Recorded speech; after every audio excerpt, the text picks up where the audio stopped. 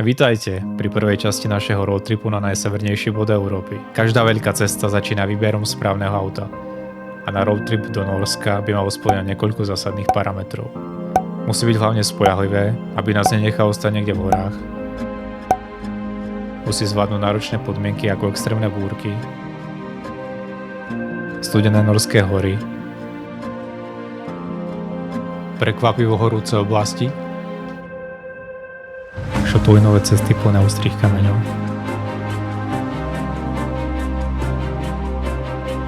Sichravé norské pobrežia.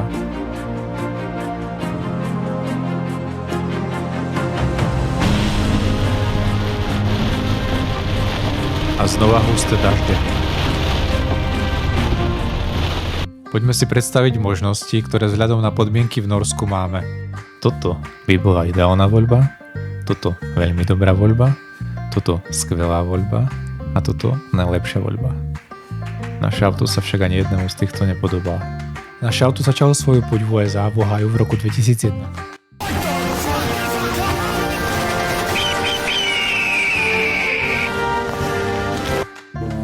Potom bolo prevezené cez podzemné gule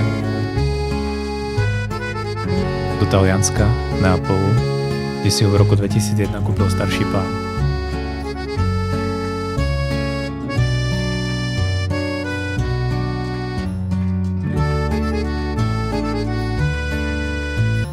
V roku 2009 bolo auto dovezené do Bratislavy. Pár rokov na to bolo prevezené do Levíc, kde som si ho v roku 2016 kúpil.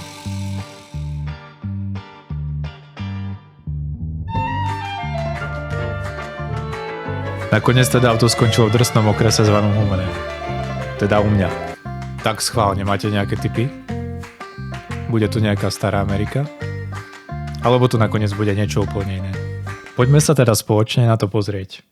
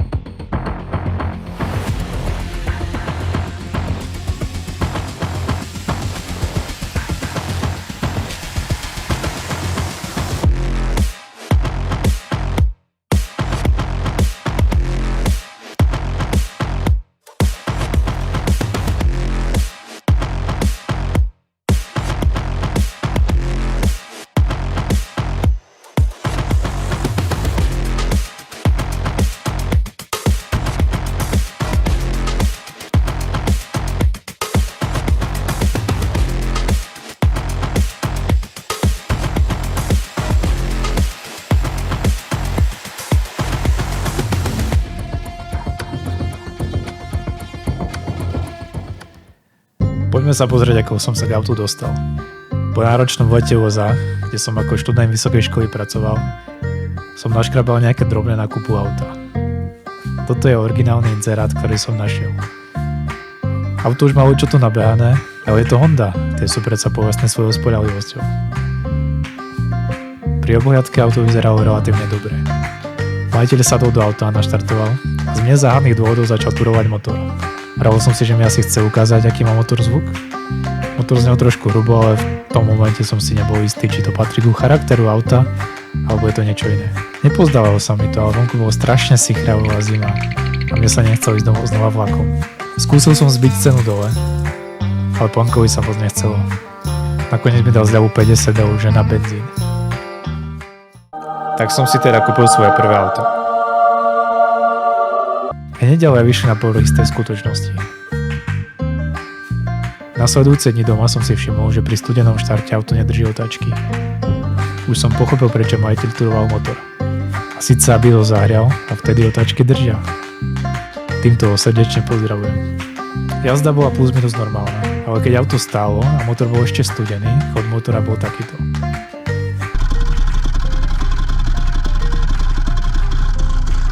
Zatiaľ som nevedel, čo s tým, tak som sa pustil aspoň do základnej útočby a nejakého dedinského tuningu.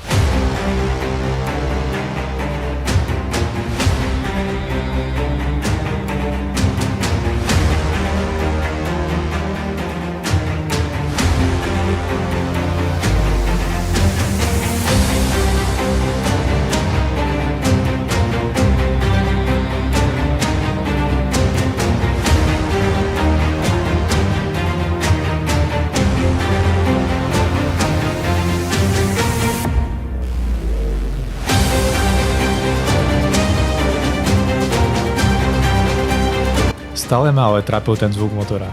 Musel som sa na ňo lepšie pozrieť. Po výmene lambda sondy žiadna zmena. Vyčistil som EGR a trochu som ho vytunil. Vyčistil som sane, ktoré bolo pekne špinavé.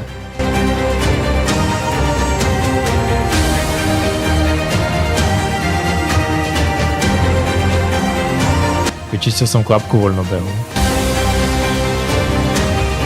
Klapku sane.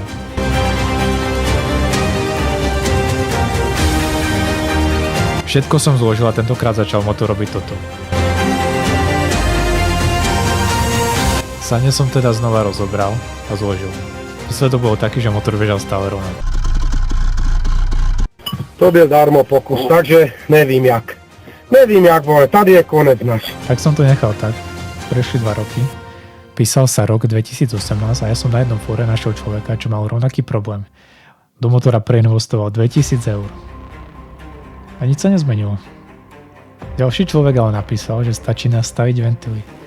Tak som to skúsil. Zhodil som veko ventilov. Našťastie vyzerali čisto, teda predpokladám, že olej bol menený pravidelne.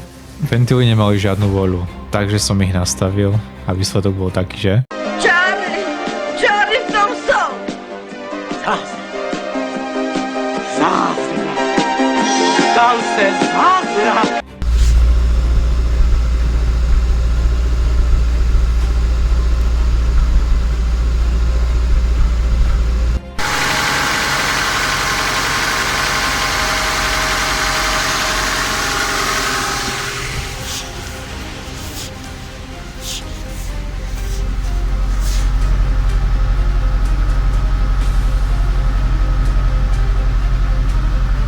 Motor držal otáčky. Bežal hladko.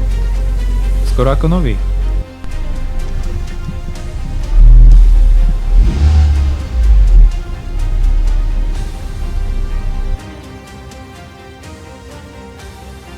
Čo som ešte nespomenul, je hlavná výhoda tohto auta. A to je systém LPG. Nádrž má 80 litrov a zaberá značnú časť batožinového priestoru.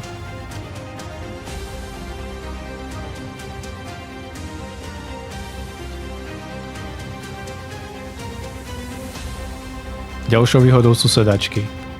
Sú fakt komfortné. Auto má automatickú klimatizáciu, vyhrievané sedačky a dokonca aj tempomat.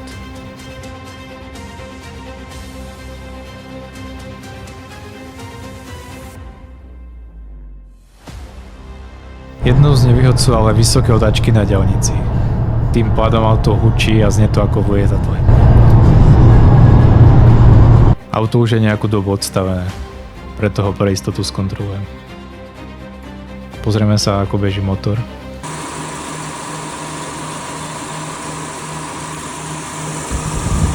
Celkom hladko.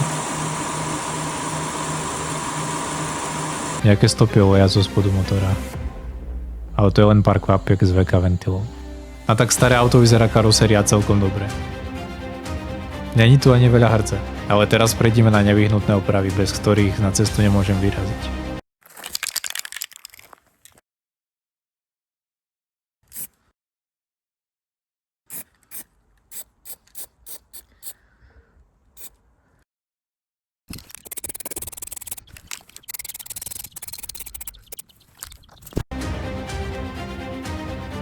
Tak a hotovo. Myslím, že to je všetko. Je deň pred odjazdom, pre istotu ešte skontrolujem LPG.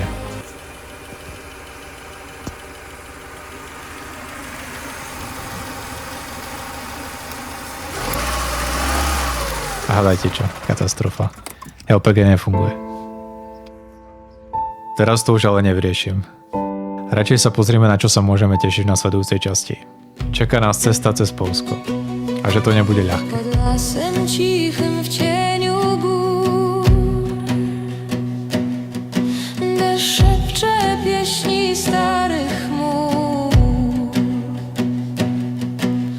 Liście drżą jak serca dwa. Wiatru szepć, co prawdę zna. Deszcz zmywa łzy, zmywa ból. Nad rzeką śpiewa w cieniu pól.